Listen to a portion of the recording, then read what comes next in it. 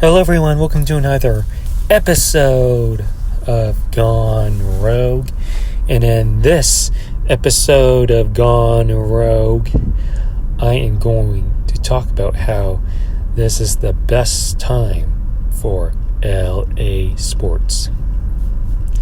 That is right, in this episode of Gone Rogue, I'm going to talk about the best time of LA sports in the month of October and talk about mostly about the start of the season for the Los Angeles Lakers and a start of a postseason run for the Los Angeles Dodgers, the top two LA teams that run LA.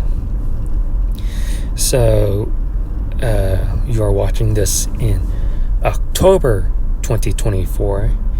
And what is great about October, in the month of October, is that you have these LA sports teams such as the Lakers, Dodgers, and Rams, especially when it's and don't forget about the LA Kings, where both the LA Kings and the LA Lakers will start their season. Let me say that I have no knowledge about the LA Kings or the other football team, the LA Chargers. All I know is about three teams in LA that are relevant. Let's just say relevant. The Clippers are relevant because they're just the Clippers. Chargers are just a Clippers version of compared to the Rams. But trying to stay on topic here. Let's first talk about the Dodgers. You have Shohei Ohtani. Like I remembered what it was like yesterday when I have read the breaking news that Shohei Ohtani signed with the LA Dodgers, leaving the LA Angels leaving that LA Angels poverty franchise. But if you look at that roster for the LA Dodgers, one would think that the LA Dodgers should win the World Series, the 2024 World Series. But knowing the Dodgers for the past couple of seasons, they're not a guarantee automatic World Series. It's more like a curse that they have that has been bestowed on them. The last time that they won was 2020, the COVID year, and you have these narratives that the 2020 World Series run doesn't count. You have that narrative. But in my personal opinion, any professional teams that have won in 2020 are legit champions. I mean, you have other teams that competed. I really don't understand this narrative on how the teams that won have gotten, like, from the day that the world got locked down to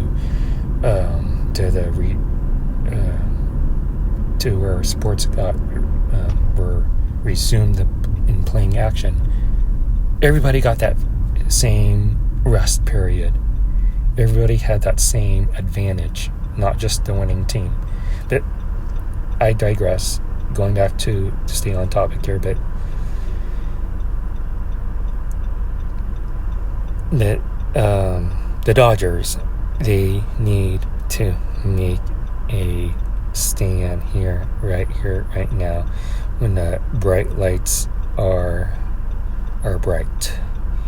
Dodgers won Game 1 of the NLDS, but dropped to the San Diego, their rivals, one being down 1-1 after Game 2. So the series shifts back to San Diego, which we are driving right now, and let's see what the Dodgers can put up in San Diego.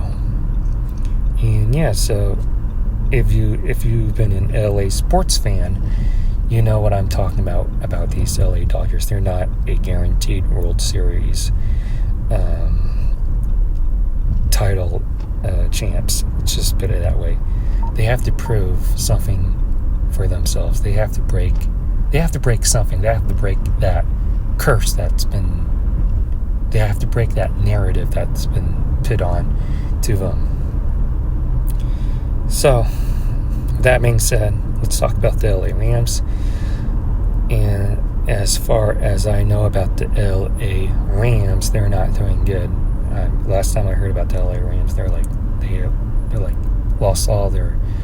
they lost 4 games, and being losing 4 games in the NFL, it's unlikely that they'll have something to show for in the postseason, or whatever you call it. But that's my thoughts on LA Rams. But moving on to what I really want to talk about is my Los Angeles Lakers. So talking about the Lakers, I'm going to talk about what I've saw from these 2 preseason games. The first preseason game, there's nothing to take out of it in the first season game.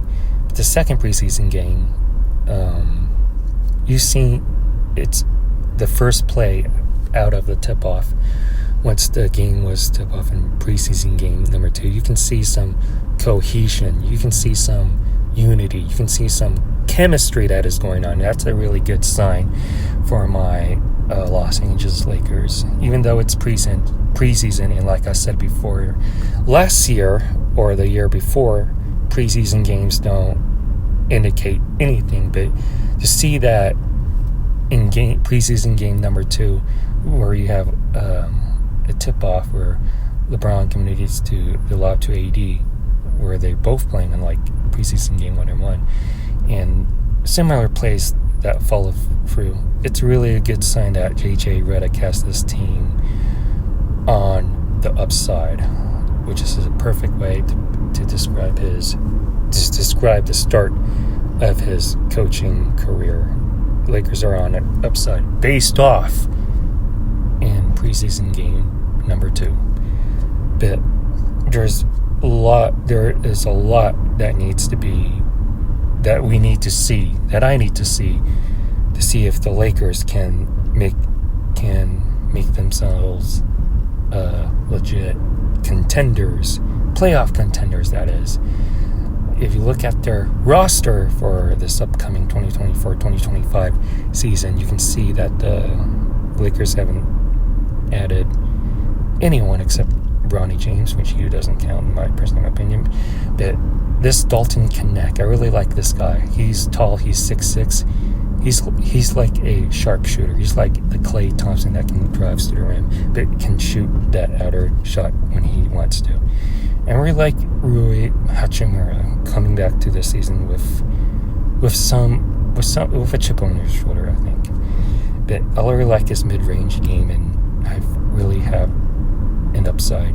I really see the upside potential that we will get the best of Rui Hachimura from this season. And yeah, so hopefully is just a glimpse of what we can see in the regular season. And yeah, so that is my thoughts on my LA teams for the Dodgers and the Lakers. If you like this video, please give this video a super huge thumbs up. Comment in the comment section below what you think about what I said. Make sure you subscribe to my YouTube channel. Be sure to check out other YouTube content that's on this channel. And thank you for watching Gone Rogue. And I will definitely see you on the next one.